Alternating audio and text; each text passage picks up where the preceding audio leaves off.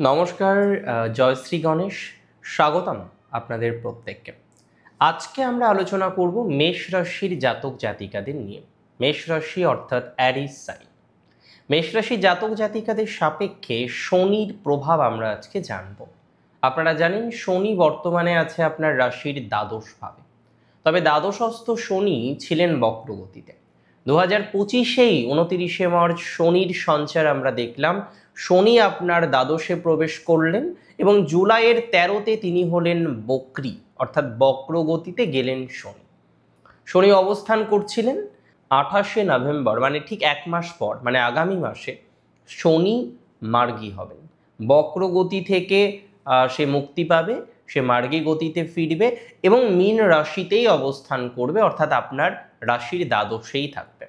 প্রসঙ্গত আমি আরেকটি কথা বলে দিই, এই যে অবস্থান বা এই যে শনির সরল গতি আমরা দেখতে পারবো প্রায় 30শে নভেম্বর থেকে নেক্সট ইয়ার মানে 2026-এর জুলাই মাসের 26 তারিখ পর্যন্ত।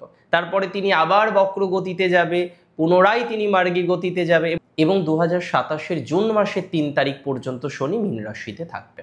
এখন প্রশ্ন হলো, আমরা কবে থেকে কবে পর্যন্ত আলোচনা করব? আমরা 30শে নভেম্বর থেকে 26শে জুলাই 2026 পর্যন্ত আলোচনা করব।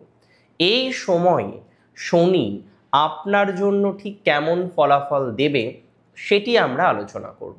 দেখুন, যখন ট্রানজিট বা গোচর নিয়ে আমরা চর্চা করি, আলোচনা করি, আমরা বিভিন্ন রকম রেফারেন্সকে ফলো করার চেষ্টা করি।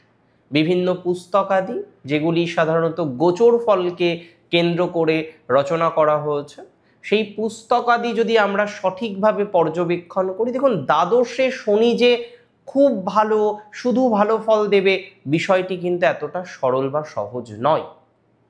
দ্বাদশে শনি থাকাকালীন অবস্থায় শনির সাড়ে সাতি শুরু হয় এবং এই অবস্থাতে অনেক রাশির জাতক জাতিকাদের ক্ষেত্রে আমরা দেখি যে তাদের জীবনচক্রে বিভিন্ন কঠিন সময় কিন্তু আসে। কোনো কোনো ক্ষেত্রে পারিবারিক, কোনো কোনো ক্ষেত্রে আর্থিক, কোনো কোনো ক্ষেত্রে দেখা যায় এত লোন দেনা কর্জ ইত্যাদি ইত্যাদি বিষয়ের সাথে সংযোগ আসে। তবে সবার ক্ষেত্রে সেম ঘটনা হয় না। অনেকের ক্ষেত্রেই দেখেছি দ্বাদশে শনি থাকাকালীন অবস্থাতেও গোচরে গোচরে দ্বাদশে শনি থাকাকালীন অবস্থাতেও তার জীবনে বিভিন্ন স্বাভাবিক ঘটনা ঘটতে। তবে একটা সূত্র এখানে প্রয়োগ হয়, সেটি হলো পরিশ্রম। দেখুন, এটা অস্বীকার করার কোনো জায়গা নেই যে শনি আপনার দ্বাদশে মার্গী গতিতে যাচ্ছে। 28 থেকে 30 শনি রেট্রোগ্রেড থেকে ডিরেক্ট হবে, তারপরে অবস্থান করবে। আপনার দশমপতি, আপনার একাদশপতি অবস্থান করবেন দ্বাদশে। কিন্তু এখানে একটি টুইস্ট আছে। কি টুইস্ট? শনি থাকবে বৃহস্পতির দৃষ্টিতে, যে কারণে আমরা কিন্তু লক্ষ্য করতে পারবো যে শনি ট্রানজিট আপনার জন্য একান্তই যে নেগেটিভ হয়ে যাচ্ছে বা পুরোটাই যে নেগেটিভ হয়ে যাচ্ছে তা কিন্তু একদমই নয়। প্রথম কথা যেটা মাথায় রাখতে হবে, এই ট্রানজিট পুনরায় আপনাকে কিছু কষ্টসাধ্য কাজ করাতে পারে, অর্থাৎ এখানে কাজের দায়িত্ব বা কাজের রেসপন্সিবিলিটি সেটা বৃদ্ধিপ্রাপ্ত হতে পারে। এমনিতেও আমরা মেষরাশি জাতক জাতিকাদের মধ্যে দেখি তারা কাজ করতে পছন্দ করেন, দায়িত্ব নিতে পছন্দ করেন, রেসপন্সিবিলিটি নিতে পছন্দ করেন এবং এগিয়ে থাকতে চায়। তো যে এগিয়ে থাকতে চায়, যে লিডার হয়, তাকে আরও বেশি পরিশ্রম করতে হয়। সিগনিফিকেন্টলি এই ট্রানজিট আপনাকে কিন্তু কম হোক বেশি হোক পরিশ্রম করাবে। অনেক ক্ষেত্রেই আপনার পরিশ্রমী মেন্টালিটি বৃদ্ধিপ্রাপ্ত হতে পারে। অনেক ক্ষেত্রে আমরা ইউজুয়ালি সেটা দেখতে পারবো যে আপনি আরও বেশি পরিশ্রম করতে উদ্যত হচ্ছেন, আপনি আরও বেশি পরিশ্রম করছেন এবং ফাইনালি বিভিন্ন ক্ষেত্রে আপনার রেসপন্সিবিলিটি বৃদ্ধিপ্রাপ্ত হচ্ছে। তবে কর্ম পরিবর্তন হতে পারে, সম্ভাবনা প্রবল। শনি যখন পুনরায় দ্বাদশে গিয়ে ডিরেক্ট হচ্ছেন, মেষ রাশির জাতক জাতিকাদের ক্ষেত্রে কর্ম পরিবর্তনের সম্ভাবনা বৃদ্ধিপ্রাপ্ত হবে, এটি নিয়ে কোনো ডাউট বা সন্দেহ আমার নেই। যারা বর্তমানে চাকরি করেন, হয়তো কেউ বার্থ প্লেস থেকে দূরে চাকরি করেন, কেউ বার্থ প্লেসের কাছে চাকরি করেন, যেখানেই আপনি চাকরি করেন না কেন, একটা কথা মাথায় রাখবেন, কর্ম পরিবর্তনের সম্ভাবনা কিন্তু প্রবল। ম্যাক্সিমাম প্রবাবিলিটি থাকবে যে আপনার প্রফেশনাল জায়গা বা লোকেশনের পরিবর্তন হওয়া। হয়তো আপনি হায়দ্রাবাদে চাকরি করেন, বা আপনি ব্যাঙ্গালোর চাকরি করেন, বা আপনার জন্মস্থান পুরুলিয়া বা মেদিনীপুর, আপনি কলকাতায় চাকরি করেন। দেখুন, জব লোকেশন শিফট হওয়ার একটা সম্ভাবনা প্রবল। যে সমস্ত মেষরাশি জাতক জাতিকারা জন্মস্থান থেকে দূরে যেতে চাইছেন, খুব ভালো করে বুঝুন, কাছে আসতে চাইছেন না, আপনি নিজেই চাইছেন যে আপনার বার্থ প্লেস থেকে দূরে গিয়ে কর্ম করবেন, তাদের ক্ষেত্রে ইমপ্রুভমেন্টের মাত্রাটা অনেক বৃদ্ধিপ্রাপ্ত হবে। অর্থাৎ যারা দূরে গিয়ে কাজ করতে চান, দূরে গিয়ে কর্ম করতে চান, তাদের ক্ষেত্রে কিন্তু ইমপ্রুভমেন্টের মাত্রাটা অনেক বেশি বৃদ্ধিপ্রাপ্ত হবে। এতটা সিওরিটি বা এতটা অ্যাসিওরিটি কিন্তু আমি আপনাকে দিতে পারি। অর্থাৎ কর্ম সংক্রান্ত বিষয়ে দূরে যারা আছেন, দূরে যারা যেতে চাইছেন, দূরে যারা যাওয়ার পরিকল্পনা করছেন, তাদের জন্য শুভ সময়। এমনকি এটাও লক্ষ্য করা যেতে পারে যে আপনারা অনেকে দূরে সেটেলমেন্ট করার একটা পরিকল্পনা হয়তো করে ফেলবেন, এবং সফলতা প্রাপ্তির সম্ভাবনা সেক্ষেত্রে কিন্তু অবশ্যই আছে। অর্থাৎ দূরে শুধু সেটেলমেন্ট নয়, দূরে সফলতা প্রাপ্তি হতে পারে। দূরে নিজেকে আপনি স্টেবল করতে পারবেন বলে মনে হচ্ছে। একটা স্টেবিলিটি প্রাপ্তির সম্ভাবনা আমরা প্রবল পরিমাণে কিন্তু লক্ষ্য করতে পারছি।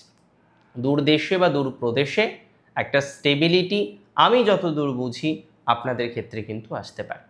এবং যারা বিদেশে আছেন, খুব ভালো করে বুঝুন, আজকে আপনি অন্য দেশে থাকেন এবং জব করেন বা কোনো একটা সেলফ প্রফেশনে আছেন, দীর্ঘদিন ধরে বিদেশে আছেন বা আউটসাইড স্টেট আছেন, এবং আপনার পরিকল্পনা হচ্ছে যে সেখানেই সেটেলড হয়ে যাওয়া। এরকম মানসিকতা বা পরিকল্পনা যারা অলরেডি করে ফেলেছেন, তাদের ক্ষেত্রে আমরা একটা এনহান্সমেন্টের জায়গা কিন্তু এবার দেখতে পারবো। তাদের ক্ষেত্রে একটা উল্লেখযোগ্য জায়গা রাশিচক্র পটে কিন্তু রয়েছে। তারা নিশ্চিতভাবেই একটা শুভ সমন্বয়কে অ্যাচিভ করতে পারবেন, শুভ সমন্বয়কে আপনারা কিন্তু লাভ করতে পারবেন। এটির সম্ভাবনায় প্রবল বলে আমি অন্তত মনে করি। তবে এই ট্রানজিটে আপনার পরিশ্রম বাড়বে। আমি আবারও রিপিট করি, এই ট্রানজিটে কিছু কিছু ক্ষেত্রে আপনি ভুল বিনিয়োগ করতে পারেন। তাই বিনিয়োগ যখন করবেন, ইনভেস্টমেন্ট করবেন, দেখুন এখন তো ইনভেস্টমেন্ট নানান প্ল্যান থাকে, তবে অনেক প্ল্যানে থাকে রিস্ক। আপনি এসআইপি করবেন বা আপনি অন্যান্য ধরনের কোনো একটা মিউচুয়াল ফান্ডে যাবেন, ইনভেস্ট করবেন, আপনি করুন, কিন্তু খুব বিচক্ষণতার সাথে আপনাকে ইনভেস্টমেন্ট করতে হবে। এখানে যে বিষয়টা গুরুত্বপূর্ণ, কিছু কিছু ক্ষেত্রে আপনার জীবনচক্রে দেনা বা কর্জ আসতে পারে, যে কারণে আপনি যখন ইনভেস্টমেন্ট করবেন, আপনি যখন বিনিয়োগ করবেন, আপনাকে বুঝে বিনিয়োগ করতে হবে যে সেই বিনিয়োগ লং টাইমে আপনাকে রিটার্ন দেবে না দেবে না। এই আন্ডারস্ট্যান্ডিংটা কিন্তু দরকার, এই আন্ডারস্ট্যান্ডিংটা অত্যন্ত প্রয়োজনীয়। এই আন্ডারস্ট্যান্ডিং না থাকলে কিন্তু আপনি প্রবলেমের মধ্যে পড়তে পারেন। তাই আমি আপনাকে বলবো যে একটু রিসার্চ করে তারপরে বিনিয়োগ করবেন। যাদের পৈতৃক সূত্রে সম্পত্তি নিয়ে আইনি জটিলতা চলছে, হঠাৎ করে দেখবেন সেই আইনি জটিলতার ক্ষেত্রে একটু স্লো মুভমেন্ট কাজ করবে। তবে অতিরিক্ত ব্যতিব্যস্ত হবেন না। যদি মুভমেন্ট স্লো কাজ করে, আপনিও স্লো হয়ে যান। এই সময়ে বিশেষ করে 2025-এর ডিসেম্বরের থেকে ঠিক 2026-এর জুলাই, এর মধ্যে আইনি জটিলতা নিয়ে ব্যতিব্যস্ত হওয়া যাবে না। দেখুন, আমি মেষ রাশির জাতক জাতিকাদের যখন প্রকৃতি সম্পর্কে অধ্যয়ন করেছি, আমি দেখেছি এনারা খুব তাড়াতাড়ি কাজ করতে চায়। কোনো কাজ ফেলে রাখা, যেটাকে বলে জিয়ে রাখা, এরা পছন্দ করে না। এরা চায় যে না, দরকার, ঠিক আছে, করতে হবে, ইমিডিয়েটলি করতে হবে, বেশি সময় নেওয়া যাবে না। এই ধরনের একটা মেন্টালিটি এই জাতক জাতিকাদের মধ্যে কিন্তু আমরা দেখতে পাই। কিন্তু আপনাদের আমি একটাই পরামর্শ দেব, আইনি সংক্রান্ত বিষয়, এবং সেটা যদি ইনহেরিটেন্স রিলেটেড ম্যাটারে হয়, আপনাকে সচেতনতা রাখতে হবে। দেখুন, দ্বাদশস্থ শনির উপরে বৃহস্পতির দৃষ্টি আপনাকে অনেকটাই সেভ করবে, দ্যাটস ফর ভেরি শিওর। যদি সেটা না হতো, সেভ করার জায়গাটা হয়তো অনেকটা কম থাকতো। আবারও আমি বলি, তবে দ্বাদশে যেহেতু শনি আছে, যারা একটু সমাজের গণ্যমান্য ব্যক্তিবর্গ থাকেন, পলিটিশিয়ান হতে পারে বা অন্যান্য ধরনের ব্যক্তিবর্গের সাথে যারা কানেক্টেড থাকেন, আমি মনে করি তাদের সাথে খুব ভালো বন্ডিং রাখবেন। মেষের তো খুব হাই প্রোফাইল কানেকশন বা যোগাযোগও থাকে, কিন্তু এই সময়ে কোনো যোগাযোগ, কোনো কানেকশন, কোনো কিছু নষ্ট করা যাবে না। এটা কিন্তু অত্যন্ত গুরুত্বপূর্ণ। কোনো কানেকশন নষ্ট হতে পারে, তাতে কিন্তু প্রবলেম আসতে পারে জীবনচক্রে। সুতরাং খেয়াল রাখুন বা খেয়াল করুন যাতে কোনো রকম কানেকশন আপনার অন্তত নষ্ট না হয়। That's very important, very very very important. আমি মনে করি মেষ রাশি জাতক জাতিকাদের যারা সেলফ প্রফেশনে আছেন, মাঝে মাঝে নিজেদের একটু ফ্রাস্ট্রেশন আসে। তবে শনির এই গতিতে ফ্রাস্ট্রেশনকে পাত্তা দিলে কিন্তু হবে না। আপনাকে টকবক করে চলতে হবে। ফ্রাস্ট্রেশন আসবে, আবার কাজ করবেন, আবার ফ্রাস্ট্রেশন আসবে, আবার কাজ করবেন। এইভাবেই কন্টিনিউ করার চেষ্টা করতে হবে। এইভাবে যদি কন্টিনিউ করতে পারেন, আপনার লাইফের পজিটিভিটিটা অনেক বেশি ডেভেলপড করবে বলে আমি অন্তত পক্ষে মনে করছি। তবে সেলফ প্রফেশনে যারা আছেন, মার্কেটিংয়ে যারা আছেন, সেলসে যারা আছেন, তাদেরকে খুব সচেতনভাবে ডিল করতে হবে। দেখুন, আমি বলছি না সময়টা খারাপ, তবে আমি এটাও বলছি না যে সময়টা মহা ভালো, মহা সাপোর্টিভ। 2026-এ আপনাদের জন্য অন্যতম সাপোর্টিভ প্ল্যানেট হবে জুপিটার। স্যাটার্নের যে সাপোর্ট সেটা মধ্যম প্রকৃতির পাবেন, যদিও 7.5 প্রথম অর্ধে শনি অতটা নেগেটিভ ভাইবস মেষকে দেবে না, দ্যাটস ফর ভেরি শিওর।